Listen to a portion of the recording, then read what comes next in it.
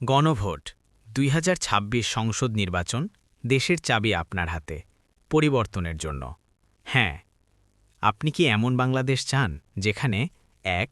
তত্ত্বাবধায়ক সরকার, নির্বাচন কমিশন ও সরকারি কর্মকমিশন গঠনে সরকারি দল ও বিরোধী দল একত্রে কাজ করবে? ২.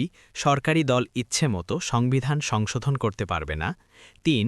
সংবিধানের গুরুত্বপূর্ণ পরিবর্তনের ক্ষেত্রে গণভোটের বিধান চালু হবে। ৪. বিরোধী দল থেকে ডেপুটি স্পিকার এবং গুরুত্বপূর্ণ সংসদীয় কমিটিসমূহের সভাপতি নির্বাচিত হবেন। ৫.